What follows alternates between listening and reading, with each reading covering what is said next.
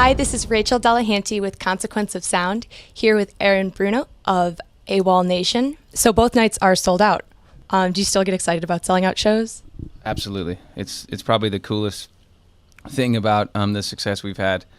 I remember, as if it was yesterday, the feeling of being pretty sure that no one was going to come to your show, you know. So it's always cool to, A, know it's sold out, or B, see a massive line wrapped around, you know, a couple blocks. That's always cool too. Yeah, we're here, 4 hours before the show, and there's already people lining up. So that's pretty cool. So you released your album Run this past March. Can you talk a little bit about the creation process? I just had all the time I needed really to make the fantasy sophomore follow-up record, you know, that most people dread and usually fail, or, you know, a lot of bands' second attempt after a success usually, you know, doesn't do as good as they had hoped. And so far it's going better than I had imagined. And, you know, so I'm really proud and happy with the end result in people's reception of the songs. And, you know, it was the first time in my life I knew that I was going to write songs that people would be anticipating.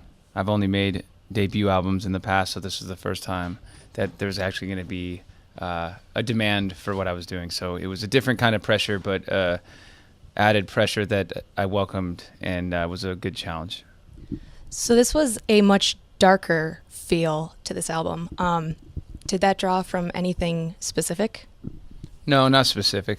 Maybe I was just feeling that way as I was writing a lot of the songs. And, you know, I think it's good to acknowledge the dark side of our thoughts and emotions in order to get to the light, you know. So I start off the record acknowledging an issue, and, you know, the rest of the record sort of takes different journeys along the way of finding a solution to those darker feelings, I guess. And, you know, when I listen to darker music, I actually feel positive from that. You know, if I'm sad, I want to listen to sad music, and that makes me feel better for whatever reason. And I know other people feel that way too. Maybe not most people, but I know there are others out there that enjoy that same strange feeling. So you mentioned that there was a little bit of pressure following your fast success from your first album. Did that affect your recording process? Yes and no. Of course, it was in the back of my mind to, you know, I didn't want to let any of our fans down, but I'm such a music fan myself that I didn't want to let my own ears down. And I think, you know, like I said before, just knowing that people were actually going to be listening to what I did, it gave me a different kind of confidence and time and pacing to let a song like Run, the opening track on the record, into Fat Face, which is the second song, have a nice just growth to it in a day and age where, you know, people's attention span is very short, obviously. There's so much information out there that people can get musically. It was my time to just let it breathe for a second, and there are plenty of more normal structured songs on the record, but it was nice to have creative freedom to kind of warm up the record, if that makes any sense. So would you encourage people to listen to it like start to finish? Yeah, I mean, that's the only way to listen to an album. At least once, check it out from front to end and see if it takes you on the kind of journey that it takes me on. And I mean, all my favorite records historically were ones that I could put on from front to end and then even want to repeat. I mean, I'm constantly searching for albums that I could listen to all the way through. And then you have your favorites as you go along, and some of those change, but I think it's great, you know, to listen to a record front to end for sure, especially today.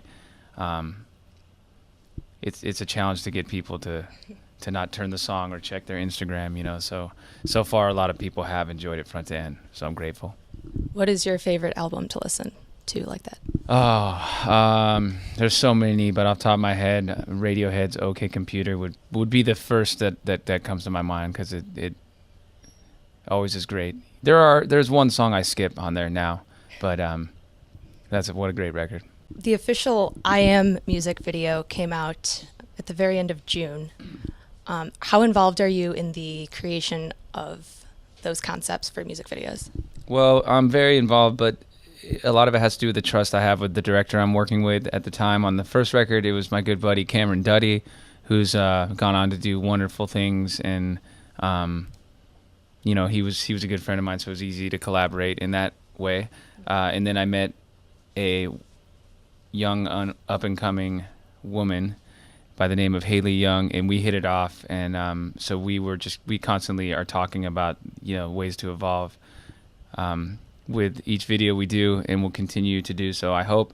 But ultimately, you have to have a director that you trust their vision. So I don't want to take too much credit for her. It was really her vision, and me allowing her to have creative freedom to do what she does best. Well, I Am is also the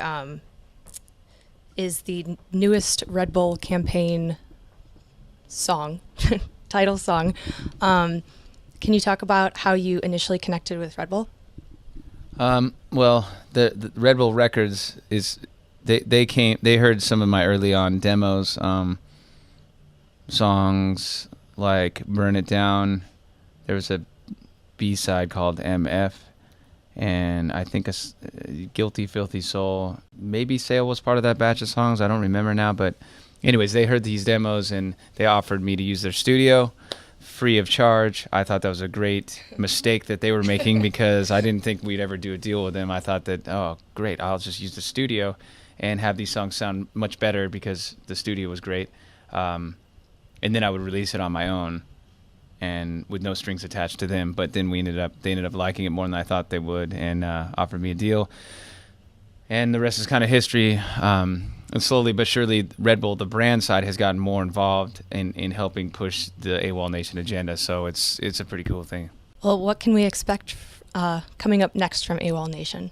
I don't know. I get asked that at the end of almost every interview, and I just I could tell you what's going on tomorrow, but I don't know what will be happening, next year or anything like that. Hopefully, I've become a better songwriter, better producer, and a better frontman, and the band gets better, and we're just trying to improve like a fine wine as we age, but I'll never stop making music. That's all I can say. Well, thank you so much for taking the time to talk with us. Once again, it's been Rachel Delehanty with Consequence of Sound talking to AWOLNATION.